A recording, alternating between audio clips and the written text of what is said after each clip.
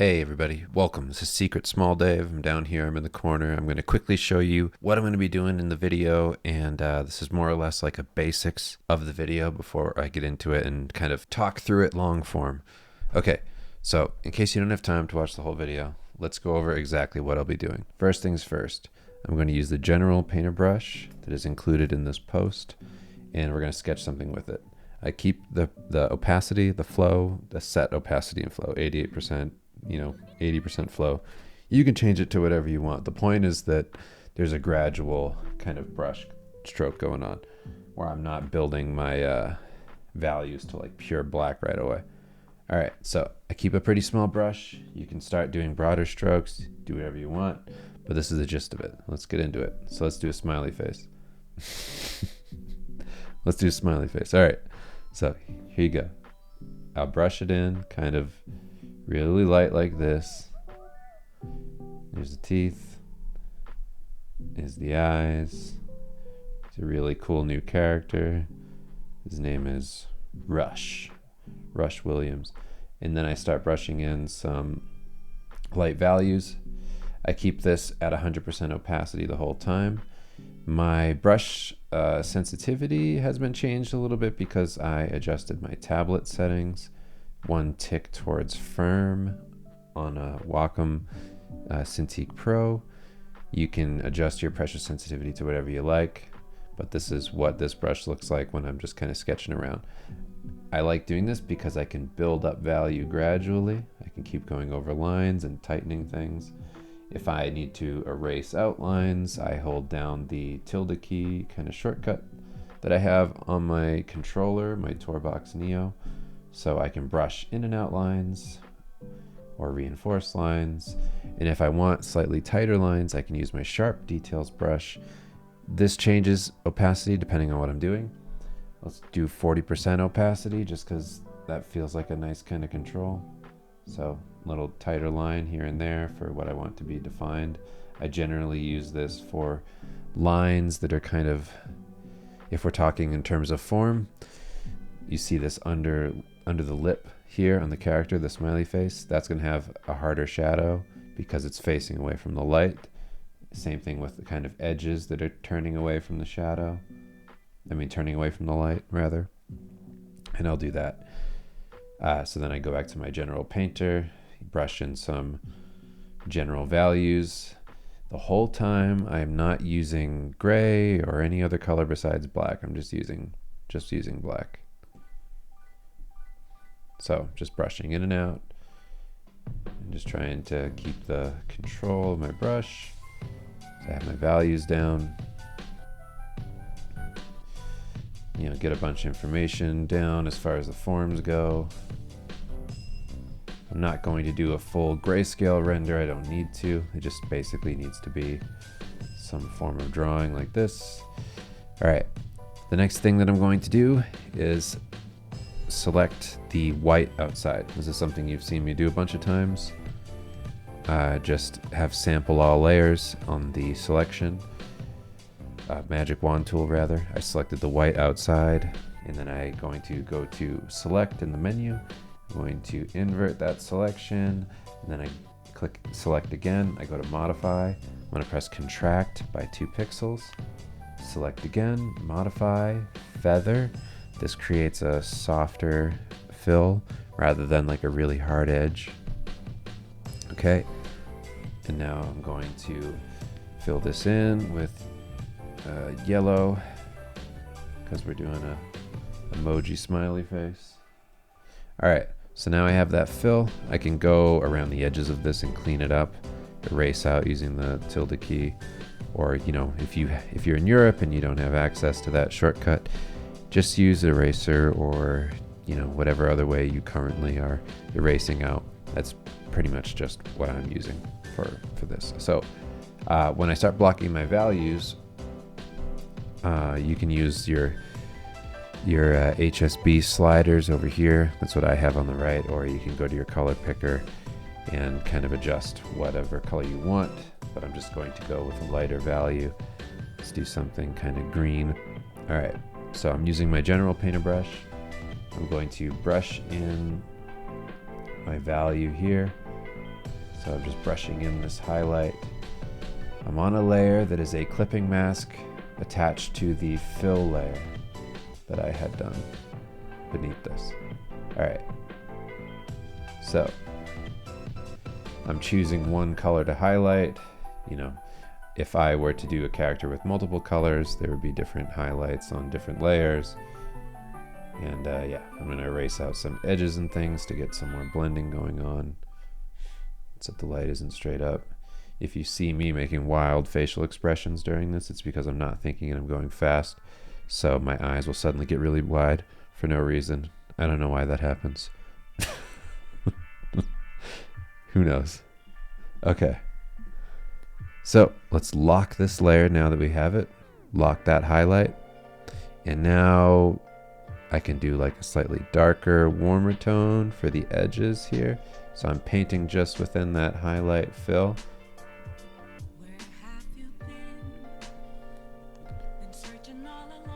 You can see how that looks. It's kind of interesting. You can change this to be a bit more orange to work with the color of the skin on this dude. All right. Okay. And now I can choose the highlight and then go with an even brighter highlight. Still locked in this layer. How about that? That's working pretty well. All right. Now let's make a layer beneath that layer. Still a clipping mask on the fill layer. I'm going to select my general fill color. I'm going to go for a slightly darker tone, and then I'm just going to start brushing in that shadow. Again, using the general painter brush.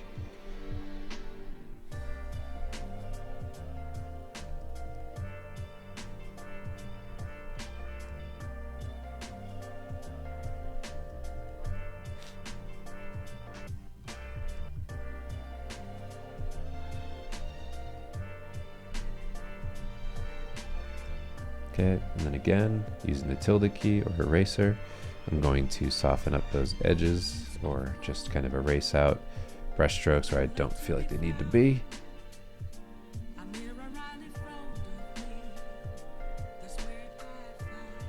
Okay, now I'm going to lock that layer. Maybe I want there to be a more gradual shift to this color. And now I'm going to brush that into the edges of the shadow.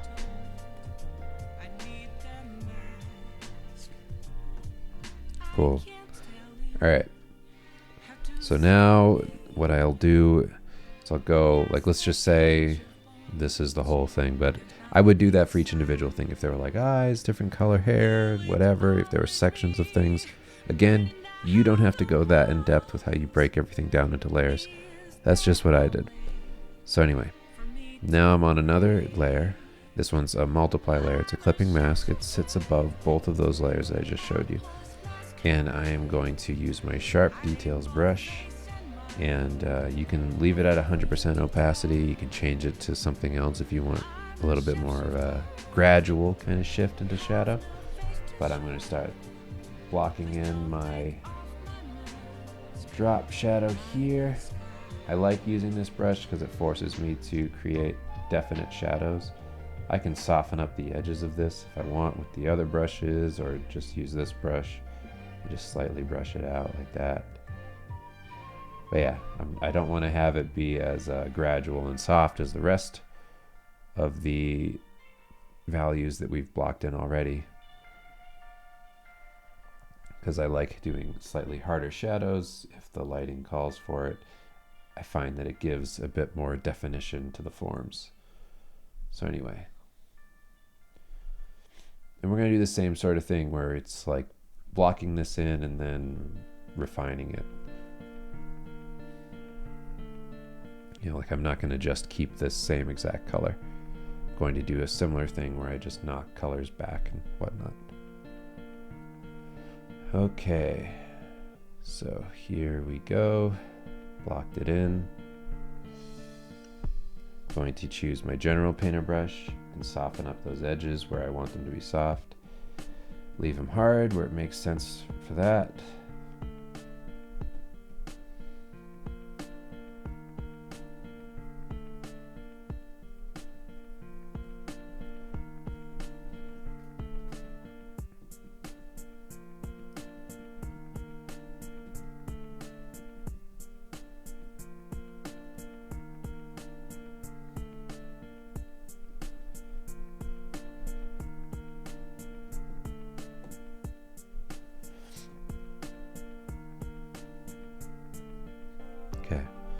I'm going to lock that layer, lock that multiply layer, and then I'm going to add some lighter values in there.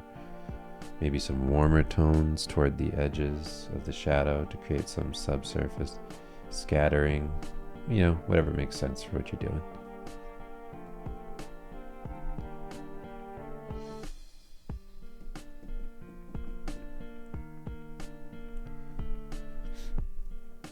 Okay, so the reason that I didn't use white on that top drawing to erase parts out is because I want that value drawing to just sit on top of all my colors and have those values come through in this image here. I don't mind leaving the black there, but you can colorize those, whatever makes sense for you.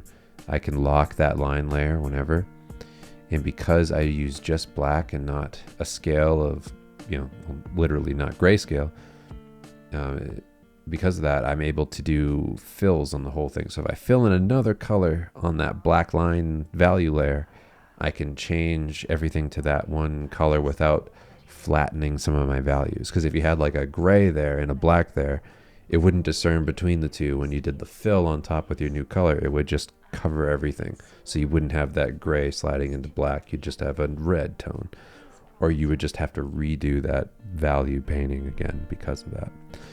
There are ways around it. You can colorize the lines in other ways. It isn't just locked, you know, to that. I just like this amount of precision control, so that's more or less why I'm doing it. So you can see I locked it. Now I can paint here and lighten up some of those values in the drawing. You can see that I can add like a warmer tone where the light's hitting. But again, you could just do this in the painting process and paint stuff out. Doesn't matter too much.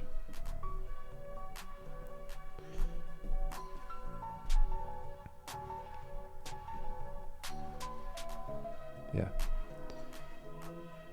Again, I hope you're all keeping count.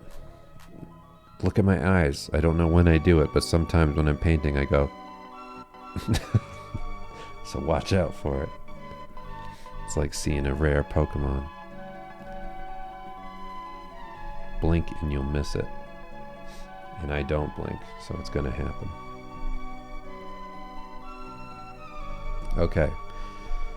So now there's a few things you can do. You can continue to work that base drawing, painting, fill thing up if you want. You can color adjust all of this. You can do some like curves, selective color, whatever on all this base kind of fills and multiply layers and all that, which is you know, also a clipping mask as an adjustment layer. You can adjust everything like this. You can see me kind of playing with the values here. You can keep tweaking these things as much as you want to get something that you like before you move on to the next step.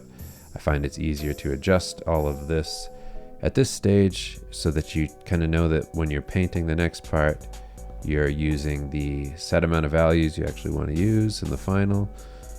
Yeah. The other thing you can do is just flatten this all, because we have a fill layer beneath. When we flatten it, it'll just be this nice clean object that can move around, whatever. You could lock this layer and just paint within this now.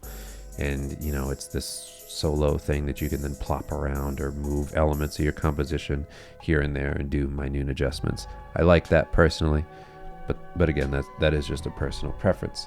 All right, so now that this is all here, I can begin my painting process.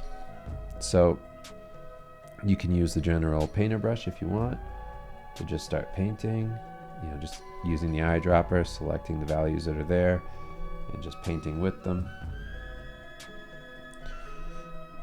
Or you could do what I am going to end up doing in the Orc Pig Guide tutorial, where I use this brush called Washi Painter. And I just burped. With the Washi Painter, I just get like a nice kind of brush stroke. And I don't change the opacity on this brush. I keep it at 100%. And I just kind of noodle around. I like it because it has a nice textural feel to it. Feels good in the painting here. I don't feel like I have to do a whole lot. I can just kind of noodle around and it doesn't look like I'm doing little teeny tiny sharp lines. It feels soft, but also has a nice edge to it as well. It's great. So you'll see how this is kind of coming together. I'm just kind of rendering everything out. It's pretty quick. Again, just using the values that I've established. And because everything is generally very soft, I can control when I start to tighten things up a bit. And I can create areas that pop a lot better. And yeah, it's a nice balance between using like a line drawing brush and a painterly type brush to get all of your details down. The process I'm using anyway. Because if you're doing a straight up like pencil approach, you can tend to end up with a lot of lines that are very sharp that kind of end up needing to be painted out as you go through your painting. Which is nice for, you know, that kind of effect is nice if you're doing something that's supposed to feel like traditional pencil is sitting underneath your piece. But if you're going for something that's feeling more realistic, or you want something kind of oily, oil painted, then you might not want that pencil sitting there underneath. It might be a lot of work for you to paint it all out, which it is for me when I'm doing some of my more like magic card inspired things, or yeah, concept art that's supposed to feel real. I don't necessarily want to have to do extra work on top of the work I'm already doing, so it's nice to not have to paint all that out and instead already have a line that blends with my painting quite well. All right, so you can see how this works. I don't know how good this smiley face is because I haven't flipped it horizontally and seen it with fresh eyes unclouded by hate. Here we go. This really good smiley face is coming together. We're gonna probably win a Hugo Award for this character in the comic book adaptation of him. He's going to have his own stuff going on, his own toys. Hopefully some really cool toys, maybe sex toys, stuff like that. He'll be on a butt plug smiling at you. All right, so brushing this guy in, and then I can do the last kind of brush. Well, I wouldn't say last, I would say I use it throughout, but usually after I do brush strokes like this that are kind of loose, I like to use the oil blender. So I have it called Oil Blender Finalize. Change these brush names to whatever you want. You can set the wet percentage on this because it's a kind of smudgy brush, but it doesn't eat up a ton of rim, so it's nice.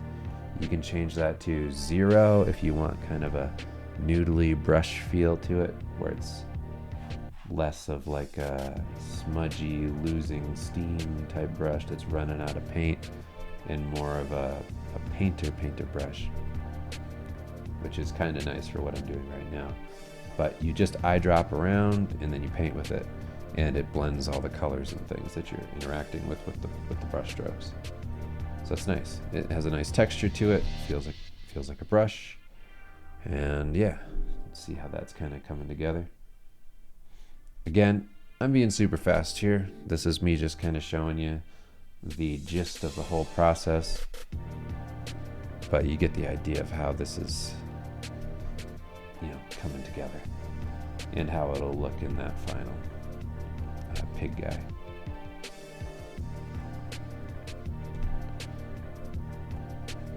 All right. What comes after this is all of the, oh, by the way, this brush is preset to sample all layers. So it's sampling everything underneath it. So you can create a new layer, use this brush, and it'll use all the colors beneath it to paint with. So yeah, you can do that. And if it's too textured, you don't like it, you can use that washy painter to get rid of some of it, or that general painter to blend, whatever you like. All right. So the last thing I do is adjustments. I'll go through, adjust the whole thing, you know, make sure that the lighting's good, and, you know, do like another selective color pass, you know, whatever I want. Make sure that it's coming, or that it's hitting the things that I need, has enough contrast, etc. And then I usually do a noise on top. So I'll do layer, new layer, and then for layer mode, I choose overlay, and then I do fill with overlay neutral color. And then on this layer, I'll go to filter, noise, add noise, adjust it to whatever looks good. Let's do 23%, and that's just a big canvas, that's why. And then filter, blur, Gaussian blur, and whatever works or looks best for this. So let's do let's see what looks good. Let's do two pixels. Then lower the opacity on that. Just adds a little bit more texture to it. And then you can flatten this, you can sharpen this, whatever you like. But that's it. That's what this process basically is. I hope that was helpful. If I were to actually finish this, I would have done a lot of painting. But here is a dumb, chunky smiley face. Hope you enjoy the video, and I will talk to you soon. Goodbye. Hey everybody, hope you're doing well. Welcome to another video. Today I'm going to be walking through this process that I kind of just started using. It's not so dissimilar to some of the Photoshop stuff I've done before, at least not like the Super Metroid and some of the kind of grayscale, but it is different in the way that I'm approaching my sketches and the way that I'm executing the final. So I wanted to share it because it was just kind of a thought I had, and I'll kind of go into explaining what I was thinking and how I went about it. So let's check it out. All right, so generally when I'm trying something new, I like to record my screen just in case I find something interesting that I can share with you. So ever since I got my new computer, I've been recording everything. The thing that's different about this approach is that, and why I'm choosing to kind of share it with you today, is I adjusted my tablet settings. So I had originally had a lot of my Cintiq set up for working in clip. So I had a lot of my kind of pressure sensitivity and those things set up specifically for that program. And the Photoshop I had kind of tweaked a little bit. I had tweaked the pressure sensitivity a little bit just so that I wouldn't destroy my wrist working. So I wouldn't get like tennis elbow or carpal tunnel because of like the amount of pressure I had to apply. But because I've been looking for like the precision in my Photoshop work, I decided that I would spend just like a half an hour tweaking pressure sensitivity over and over again until I found something that worked for me and I got the most out of the brushes in terms of, how small I could go with the brush and the depth of pressure and kind of the opacity, that sort of thing. So what you're seeing here is the brush that I've used before on a lot of my paintings, like the Gundam painting and then the Cowboy Bebop painting. It's the General Painter brush, which you may have downloaded already. Instead of using it to paint, I'm using it to draw with. The reason I'm using it to draw with is because it doesn't have a crazy amount of like pressure on it when you're drawing. It doesn't instantly like lead straight to black. There's a lot that you kind of have to do brushing to get it that dark. So I can use black and keep my lines pretty loose and light, and they kind of just appear as values in the final painting. So that was my thought process with this. I had been working on concept art and I was kind of just doing that for fun. It's not the style that's for the game necessarily. It's just an idea I had for, if I'm going to be playing around sketching, I should maybe just do some other things. So this was me taking it to a much further extent. So I do this thing where I work like in that brush with my pressure sensitivity on the tablet set to a firmer pressure rather than a softer one. And I think it's like one tick to the right of center in the pressure sensitivity levels, specifically for Photoshop. To get like a darker line that's more defined, I use a different brush. So I'm kind of treating it like this is an H pencil, and then my 2B or my B pencil is the Sharp Details pencil set to about like 50% opacity, which is another brush that I've had on here for download a few times. So what I like about working in that General Painter brush for a lot of the sketch is that I can do really light things and draw directly on top of them, and then I don't need to erase all of those lines. I could. I could do a sketch, do a final drawing on top of that, and then do the painting with having like slightly cleaner lines, which could potentially be more helpful, but you don't have to do it.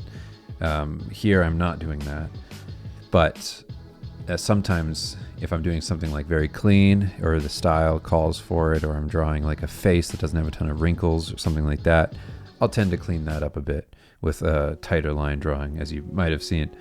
For something like this, that's this like pig monster guy, I'm not really worried about that, so I'm not trying to really hone in and do like these perfect detailed lines that aren't overly sketchy. Doesn't really matter. That sketchiness is just going to add texture to the drawing. And what's been nice using this is I've got this nice kind of like pencil quality to this without it feeling sharp like a lot of pencil brushes feel. I think what I end up doing a lot of times when I'm working in like a pencil brush, just as an example, like a Kyle T. Webster brush, is like I really like it, but I feel like the texture is a bit too sharp for me. So having something that's like in between that, like a little soft, a little firm, allows me to kind of lean a bit more realistic, whereas the pencil texture ends up showing through quite a bit throughout the painting process. So a lot of that I have to remove, or else you can always see this kind of pencil texture, which again, if you've listened to previous stuff, it's about that sharpness drawing the eye. Anytime you have a sharp texture in a painting, your eye is drawn to it as a detail that's sharp for a reason. It's sharp because it's your focus.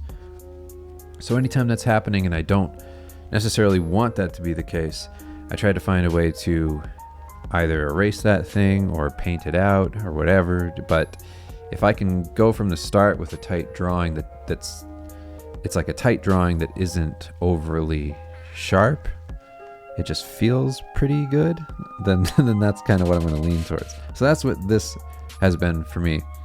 I'm keeping my brush size pretty small for the drawing, and I'm doing some light value work, but I'm mostly working on this as if it were kind of a pencil with, maybe some of the shading. I guess you could compare it to the side of a pencil because there is that grainy texture look to it. This is a nice way of doing concept art that I've found. I really enjoy how quick it is for me. You'll see how it kind of comes together as I go ahead and fill this thing out. But the gist of it is that I work in this kind of value drawing, and then I will do my fill layer. And the thing that I've kind of, and maybe you know this already with the fills, is if you know like the thing about filling it in and then doing the inverse, well, you do like the outside selections, you invert the selection, and then you do the fill. Well, you do like what is it called? The contraction. You do like the contract line thing on the selection, and it tightens in a bit more so that your fill is actually sitting inside of your line.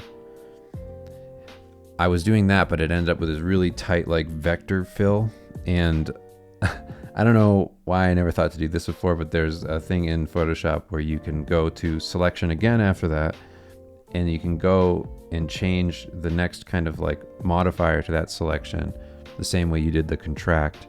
You can change that to feather, and you can do like a feathering per pixel type deal. So you can do like 3 pixel feather, and it'll create this nice blur, which is awesome because then I can kind of get away with losing edges a bit easier or creating a point of focus. And I don't have this super tight outline. And again, maybe you already know this, but that's something that for some reason I never did before. And now that I've done it, I'm like, oh shit, this is something I should have been doing the whole time. Yeah, so you can see that I'm just kind of rendering in some values here on the nose, just trying to get something together that's going to feel tight enough that when I drop the colors in the background, there's some texture there that will read through and give some form to this figure.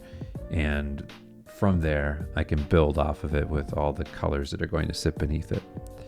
But yeah, I do a little bit of that kind of like, just a broader brush, really. I just increased the brush size a little bit for some value shading there.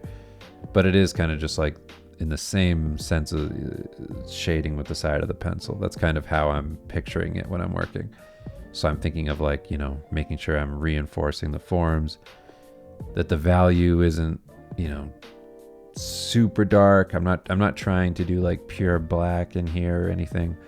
I want there to be, like, the reason I'm using that brush is because I want there to be a nice range of value, because it has such a light feel to it with the adjusted pressure, that I can really get a lot of range with it.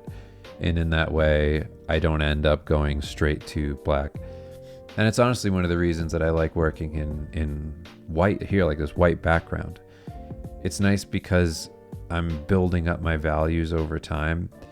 And maybe this is a bit hard to explain, but there's a thing that happens where, like, when you're building from white, you're much more gradual with how you grow those values over time. And I find that the white ends up giving me a nice control over that, so that I'm never leaning too heavy into super black shadows that I have to come back from and paint, you know, light into, which is fine if you want to do that, but my own personal taste, I don't feel like that adds a whole lot for me. I feel like I just feel like the piece ends up being way too dark, and I have a hard time adjusting any of my values after that, because I've gone way too far to an extreme and it's too muddy and too much of a mess. So this way I can handle a lot of the adjustments and things with a nice range of values, because I started with the white background and made that fill, and then I can add a background that's dark, which I will do in this piece, but I'm not starting from that place and trying to work up to the right light value and then constantly correcting. Again, probably just my own thing, but I'm sure there's somebody else out there who suffers from the same problem. Like, I always have that issue with my pieces, so that's just a thing that I've run into a lot, as far as like having a problem. When I'm erasing my lines here, I'm not using the white of the canvas background. Like, you know, I'm not selecting white. I mean, like, I don't do eyedrop white and then paint out my values.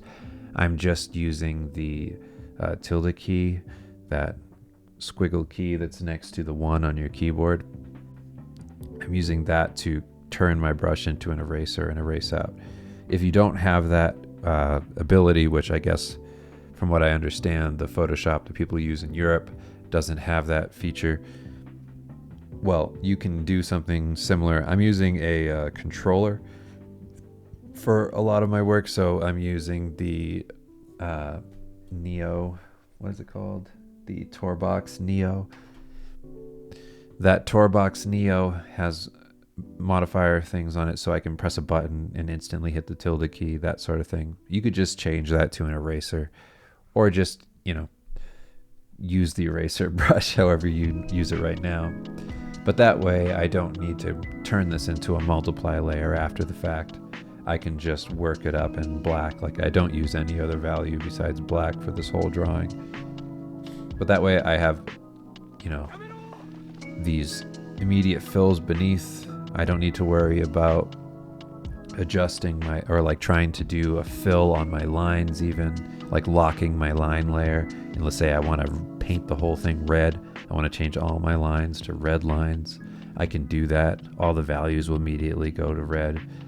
And because I'm just using one solid color, black, at varying values, I don't need to worry about kind of like losing everything, losing my whole value scale, because I maybe used gray with black. Because if you do that and then you paint over with red, it's just going to kind of flatten a lot of those values, if that makes sense. So I didn't want to do that. That's why everything is pure black lines now. The only value difference being the actual pressure of opacity that I'm using to paint with as I go through with my brush. Hopefully that makes some sense, because that's always been a major issue with me, because I like to have as many kind of variables of control as possible when I'm working like this, and to have there be as many options as I'd like. Like, let's say I do want to adjust that whole drawing that I just did into this other kind of color scheme, I can do that. So yeah, I'm just kind of filling this out, making sure that all my values read before I drop some colors beneath it, but it's feeling pretty good. And you can see that this is like a gradual buildup of value over time, which is exactly what I'm trying to do. I don't want, like, I guess my number one, or like with drawings in the computer especially, one of my biggest things that I hate is the whole like immediacy of the line where it just leads to black. It's like, it's the reason I end up starting everything that I do nowadays in pencil. Like, I have my board behind me that I draw on for a lot of work that I do, and then I will take a photo of that, put it in the computer, and then start to work it up, because I love being able to build up my values. So having that is a major benefit to me in the computer. So it's adjusting my actual, Wacom pressure sensitivity helped quite a bit. So yeah, I was trying to figure out if I wanted to do a full character concept the way that I have been, but because I didn't start from a place of everything being like fully worked out and designed, and I was more or less just experimenting, I didn't end up doing a full body because I wasn't exactly, feeling this as like a big final thing that I'm going to use. I would have needed to really put in more effort into the design and actually thought through a lot of it. So that's why it's just this bust right now. It's just the easiest way to see if this is going to work. Like, I wouldn't be showing you this video if this didn't work, or if I were showing it would be about how this doesn't work. But this ended up working pretty well, and this only took me about an hour. So because it only took me an hour, I'm like, oh, okay, that's great. That's a major boon to my speed at getting concepts done for work. All right. So I did that feather selection thing you just saw. And now I have my fill layer. I created a new layer that is a clipping mask on the fill layer, which is just all this kind of creamy white tone. I wanted to go for almost like an albino pig man sort of thing, or just, something like that. And I'm brushing it in with that general painter brush. I'm brushing out with the tilde key or the eraser, however you want to do it. And then I lock that layer. And when I lock that layer, I start to add other colors. So I like the white that I got there for the highlight. But then once it's locked, I can just paint within the space of that blocked in color. So with it locked, I just painted in some warmer tones to kind of warm up that lighting. And you can see me creating another layer beneath that layer. So I'm not going to affect any of that creamy white tone that I just laid down. And I can paint down some warmer shadow beneath to give it a bit more dimension. And yeah, I continually do that layer by layer just to kind of play around. You don't have to do that. You can do everything on one layer. Just depends how you work. But for me, this is helpful because I can just change things as I go. But all the blocked in colors are coming in on a general brush layer. So that's what I'm doing, painting with that general brush. And here I am painting in some warm kind of pink tones for the areas of this pigman that are going to have a lot of blood kind of underneath them. So I tend to work in each element of this dude on separate layers and then lock each one of these to work in other tones within those tones. So if I have all this pink kind of color down in the nose and around the eyes and around that ball in his head and his ears, I'll lock that. I'm also doing like little scars on him too. But I'll lock that layer and then work within it like you can see it here. Just doing little subtle hue shifts of color. This is just a darker, warmer tone for some of the shadow of the pink. And it just adds a little bit of variation, keeps it looking a little less flat. But yeah, working the eyes here. In each element, once it's blocked in, I'm going to add like a multiply layer to just knock in a quick shadow for the whole character. Again, using the general painter brush and the sharp details brush, which will probably be set to, I think it's like 50 or 30% opacity. It's really just whatever works. And from that point, I do some small adjustment layers, and then I begin painting over top the line layer, which is where things start to change just slightly, where I end up using the washi painter brush that I've had up for download a few times. It's like that brush, general painter, sharp details. That's pretty much it. I don't do a whole lot of other stuff. For some final tweaks, just to kind of like blend paint around, I'll use that oily mixer brush that I've included. That brush specifically is included in the snowman post that I have on here on Patreon. Forgive my nasaliness. I'm sick right now. So if you hear me being like, oh no, look at him sniffle, that's why. Hold on, I'll mute myself right now so I can blow my nose.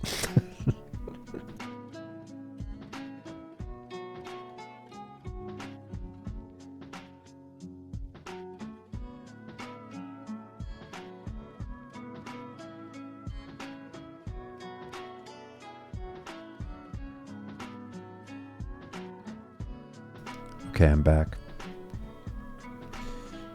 Yeah, so I'm using the multiply layer still to work in some darker values. I really like the way that this looks.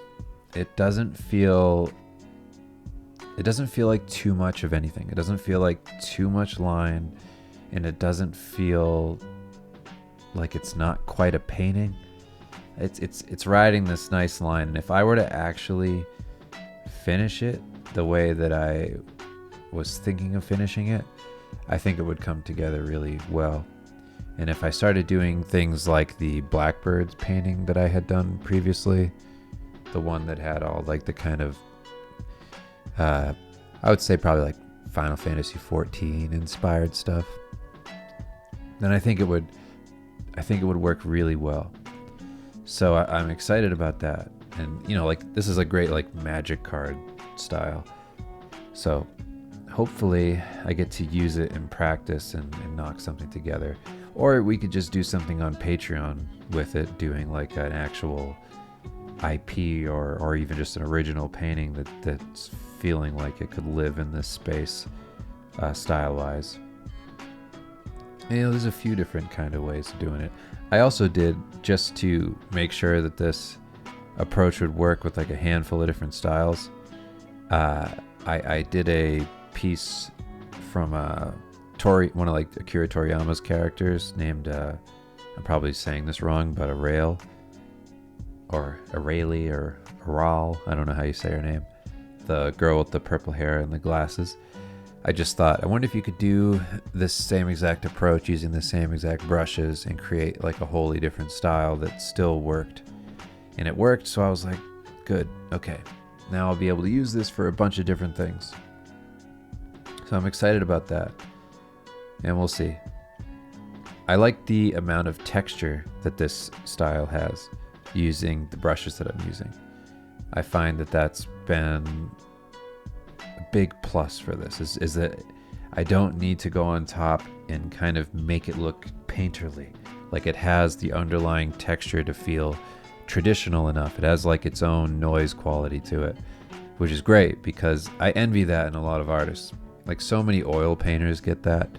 And I've noticed a lot of artists who work on things like the way like Black Myth looks, if you've seen that game. Like there's a certain kind of style that's in the concept art that's something that I haven't actively been trying to do, but I really like it when I see it.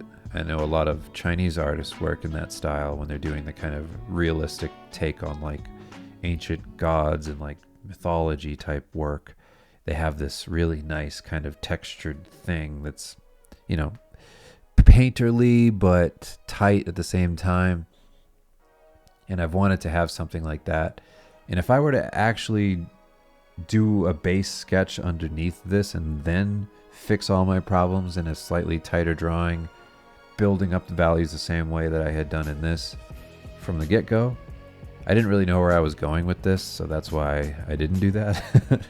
But if I had done that, I feel like I would get to something like that pretty close. I mean, it also has almost like a Rob Bliss quality to it. If you don't know who that is, go check out Rob's work. It's amazing.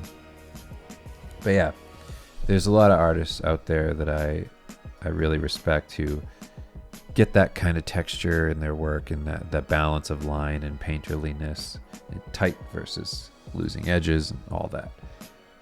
That feathering thing about the selection though is really working here. So if you like look around the edges of the character, because it's feathered, it has that nice blur to it. So the tight details that I'm doing on the nose right now and in the face in general really show through because of that. And I really like that. It's like that's the problem I've been having for so long. When I do that selection thing, I'm like, ugh, I wish it didn't look so perfectly crisp. But yes, it's great. I'm really happy about it. So yeah, things are moving forward.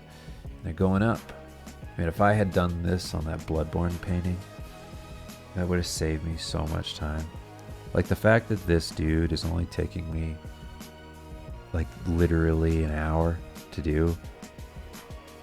Like it's hard not to feel disheartened a bit, because I'll find things like it's good and bad. Not bad, I mean it's good for me now. It's bad looking back.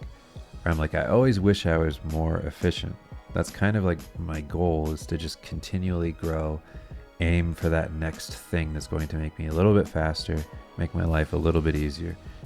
And then when I find it, or just the next step in that direction, I just look, I can't help but look back at the things that I spent a million years on and just be like, God damn it. There was a much smarter way of doing this. But I'm happy with this. I'm really happy with it.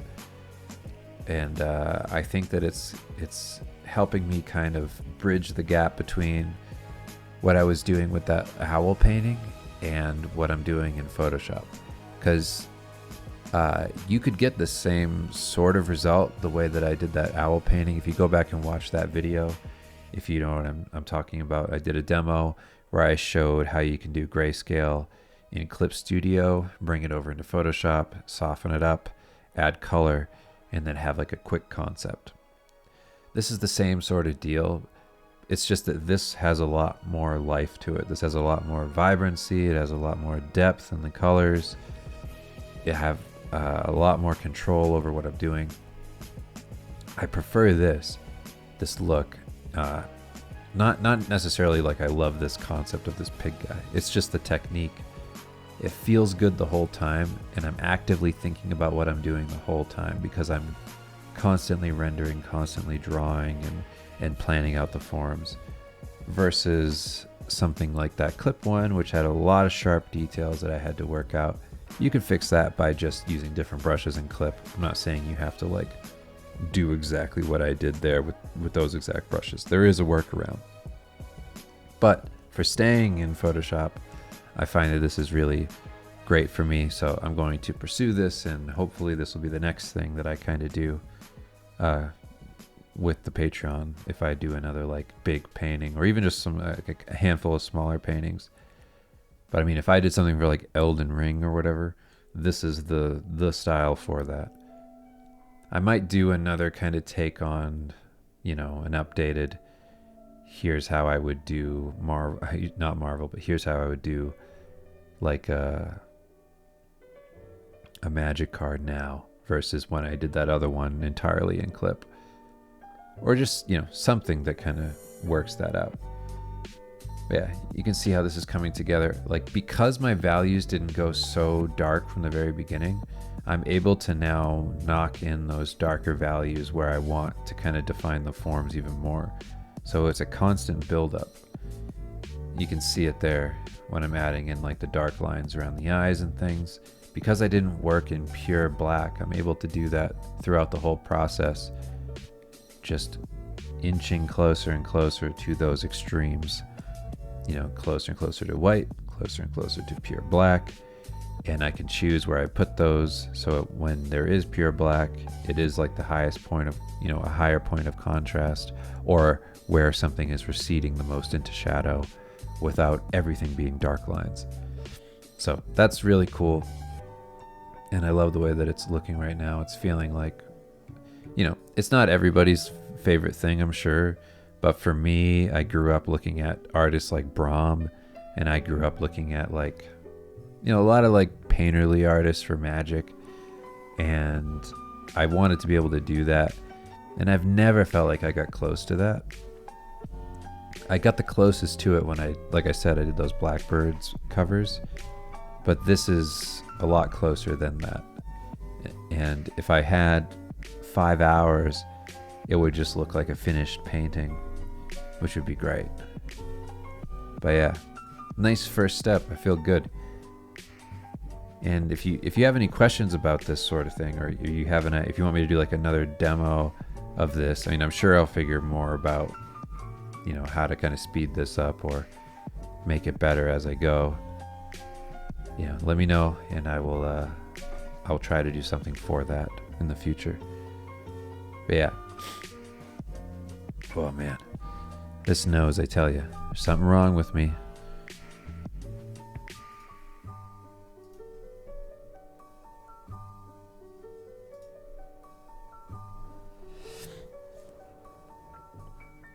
So the rest of this is going to be me eyedropping a lot of the values that are already existing on the piece, and then using those to paint with. That's pretty much it. I'm using my wash brush right now to paint with. Like I said, the last step will be me using that kind of blender brush. But other than that, that's pretty much it. It's just going to be a render fest, but the point of this was that I was able to establish a lot of the base structure there using that slow buildup over the course of the initial phase of drawing.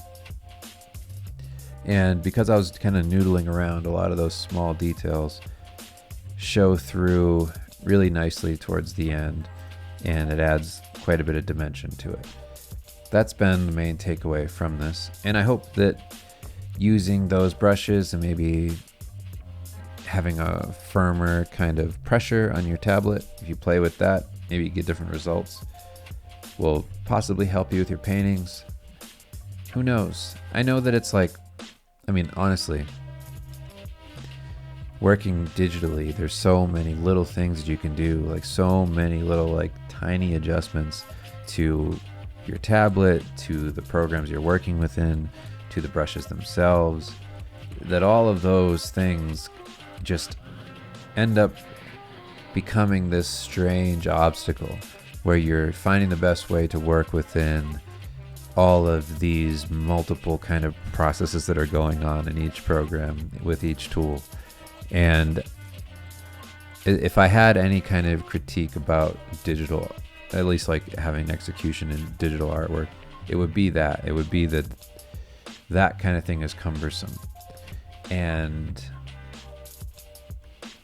when I go back and I do something like watercolor, and I have that just straight up, this is how it works, build it up, you're in total control of what you're doing for the most part, and just kind of like work within your own ability, that would be that's like its own thing. And then you come back to this and it's like you're working around so many little things that are kind of like, unless you have a grasp of what it all is and what it means and what each control does, it can feel a bit like you're always trying to solve a puzzle.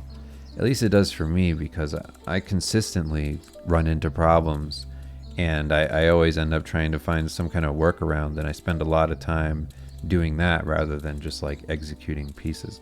So it's funny to kind of like always find new things in that space, because certain brushes that I really enjoy using, they work pretty well with less of the firmness of the Wacom tablet. So when I work on my like inking brush, I like having a bit of a softer touch to it, because that soft brush allows me to get really expressive with the lines. I can get really wide lines and thin lines.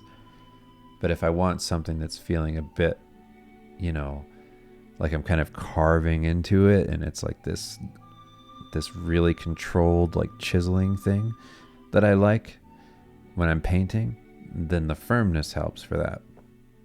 So it's funny, like I don't know what the solution is there, but yeah, that's been one of my biggest pet peeves when it comes to working digitally, is I always run into that wall. And I mean, even so far as sometimes, like with the way my tablet's set up right now, where I have like all those, you know, if you've heard me talk about all like the red and green dots that form because the screen got stuck pixels and all that. It's a problem with the Wacom Pro Series Cintiqs that they have. When I've kind of like worked too long with that problem persisting on the screen, I tend to lose, and I'm pretty sure this is what happened, I tend to lose a bit of the pressure sensitivity. And that is just a tool problem rather than a problem within the programs. So there's all these variables. It makes it all kind of strange and like an endless solving a problem cycle. But that being said, I feel like a lot of that's worth it for moments like now, where I find a process that I really like and I feel good about, and then I just feel like, all right, great, that's the thing I'm going to run with for a while.